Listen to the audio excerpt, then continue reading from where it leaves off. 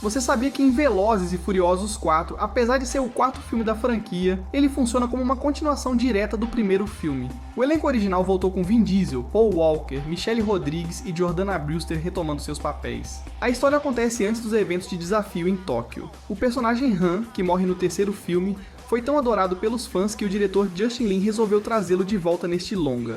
Isso fez a cronologia ficar meio bagunçada. Os eventos se passam depois de Mais Velozes, Mais Furiosos, mas ainda antes de desafio em Tóquio. Inclusive, quando Dominic se despede de Han e ele diz que vai para Tóquio, já é uma preparação para a participação dele como grande destaque no terceiro filme. O ator Hong Yuan, que sofre de vertigem, realmente ficou apavorado na cena em que seu personagem aparece pendurado na janela. As expressões dele foram 100% reais. O diretor Justin Lin contou nos bastidores que queria terminar logo a cena porque estavam perdendo a luz natural, e até brincou dizendo que penduraria Yuan ele mesmo se ele não fizesse logo. Michelle Rodrigues apareceu com destaque nos trailers e cartazes, mas sua personagem morre logo no começo do filme. Por volta de 1 hora e 22 minutos de filme, Mia pergunta a Dom: como você se despede do seu único irmão?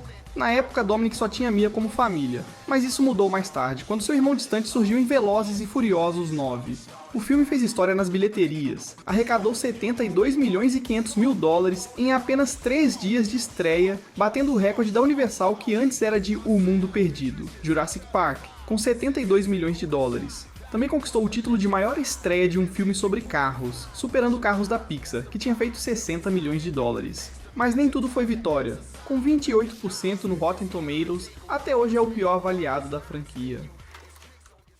Você sabia que em Joias Brutas, para interpretar Howard Ratner, Adam Sandler usou dentes falsos e uma pinta escura falsa na bochecha direita? Normalmente, Sandler recebe um cachê base de 20 milhões de dólares por filme, mas aqui, o orçamento total da produção foi de 19 milhões de dólares, ou seja, menos do que ele sozinho costuma ganhar. Sandler tem contrato com a Netflix desde Pixels de 2015, para lançar todos os seus filmes na plataforma. A Netflix queria lançar Joias Brutas também, mas os diretores acreditavam que um lançamento no cinema daria mais chances de Sandler finalmente ser indicado ao Oscar. A Netflix topou liberar a estreia nos Estados Unidos em troca dos direitos internacionais do longa. Mesmo assim, Sandler não foi indicado, para a frustração de fãs e críticos. Depois de uma boa temporada nos cinemas em 2019, o filme chegou à Netflix em maio de 2020. A esposa de Sandler foi quem o convenceu a aceitar o papel, depois de ler o roteiro e assistir a Bom Comportamento, também dos irmãos Safdie. A história foi inspirada no período em que o pai dos irmãos Safdie trabalhou como vendedor no distrito de diamantes de Manhattan para um homem chamado Howard, o mesmo nome do personagem de Sandler. Assim como no filme, a família Safdie é judia e fã de basquete. Kevin Garnett só foi escolhido para o papel de estrela da NBA depois que The Weeknd foi confirmado no elenco, interpretando a si mesmo. Os diretores procuraram jogadores que estivessem em atividade em 2012, época em que The Weeknd fazia shows em Nova York. Garnett encaixou perfeitamente, já que nos playoffs da NBA de 2012 teve exatamente a sequência de jogos que refletia o enredo: um ótimo, um ruim e outro ótimo, todos próximos de Nova York. Além disso, ele já tinha interesse em atuar. Tanto Kevin Garnett quanto The Weeknd fizeram aqui sua estreia no cinema. Essa também foi a primeira atuação de Julia Fox no cinema. Ela foi chamada pelos irmãos Safdie por causa de sua vida social badalada em Nova York. Foi ideia da própria Julia Fox que sua personagem tivesse o nome Howie tatuado na bunda. Algumas pessoas estranharam ver supervisores chineses na mina da Etiópia, mas isso é totalmente realista. Há anos a China investe pesado em mineração na África. Você sabia que em Prometheus, o diretor Ridley Scott escolheu esse título por achar que ele se encaixava perfeitamente nos temas do filme? Segundo ele, é uma história sobre a criação, sobre os deuses e o homem que se voltou contra eles. Na mitologia grega, Prometeu era um titã, servo dos deuses, que roubou o fogo divino e o entregou à humanidade. Esse presente mudou para sempre o destino dos homens, trazendo tanto benefícios quanto perigos, e os tornou uma ameaça aos próprios deuses. Originalmente, o projeto seria um prelúdio direto de Alien, o oitavo passageiro, mas Ridley Scott decidiu transformá-lo em uma obra original, embora ainda ambientada no mesmo universo. Naomi Rapace, já confirmada no elenco, continuou como uma das 5 protagonistas. Mais tarde foi esclarecido que o filme traria muitas referências a Alien, mas não funcionaria como uma ligação direta. A história se passa entre 2089 e 2093, ou seja, cerca de 29 anos antes dos eventos do clássico de 1979. Na trilha sonora, o compositor Mark Streitenfeld adotou uma técnica curiosa. Pediu que a orquestra tocasse suas composições de trás para frente e depois inverteu digitalmente o áudio. O resultado foi uma sonoridade estranha e inquietante, ideal para o clima do filme.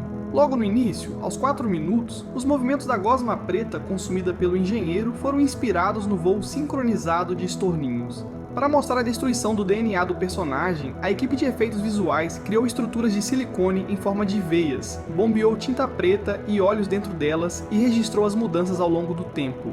Um dos efeitos mais complexos foi a projeção estelar, que continha de 80 a 100 milhões de polígonos e exigiu várias semanas de renderização para resultar em uma única cena finalizada. Ridley Scott chegou a sugerir que o elenco pudesse dormir e viver dentro do set da nave Prometheus durante as filmagens iniciais, mas a ideia foi descartada por questões de saúde e segurança.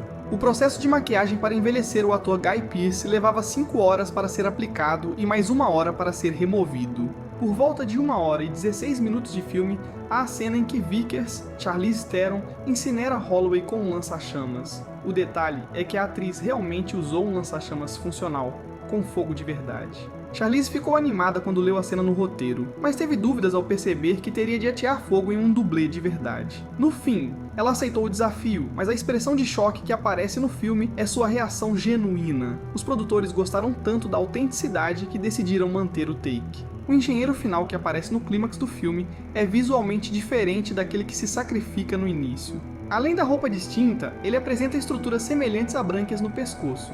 O engenheiro do sacrifício exigia quase maquiagem corporal completa, que levava 7 horas para ser aplicada. Já para transformar Ian White no último engenheiro, o tempo caiu para 5 horas, graças ao traje espacial que cobria grande parte do corpo.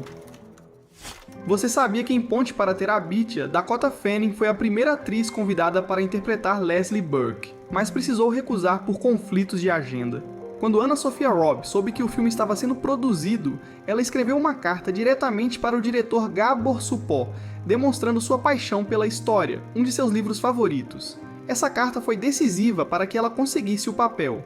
Ao final das gravações, Anna Sophia lutou bastante para levar para casa os sapatos que usou no filme, mas no fim conseguiu apenas 2 calças do figurino. As filmagens aconteceram na Nova Zelândia, que serviu de cenário para a Virgínia, nos Estados Unidos, principalmente para que a equipe estivesse próxima da Weta Digital, responsável pelos efeitos visuais.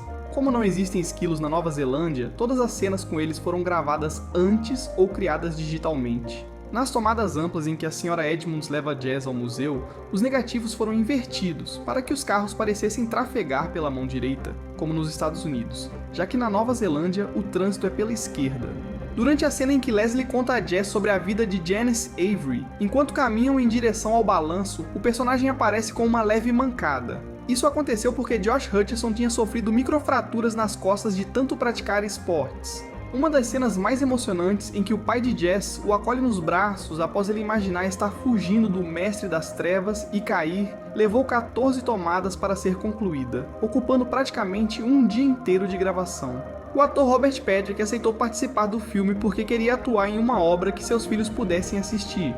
O longa apresenta várias diferenças em relação ao livro. No livro, os pais de Jess não gostam que ele ande com uma menina. No filme, sua mãe fica satisfeita. Na história original, Jess tem dificuldade em identificar o gênero de Leslie no primeiro encontro. No filme, ela já aparece claramente como uma garota.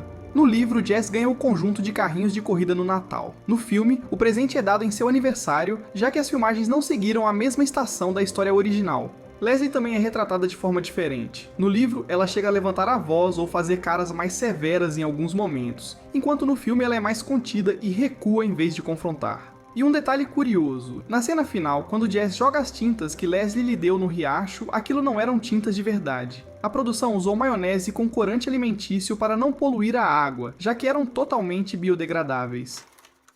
E esse foi mais um Curiosidade sobre filmes aleatórios. Se você gostou do vídeo, deixe seu like e se inscreva no canal. E deixa aí nos comentários qual filme você achou mais interessante. Valeu e até a próxima!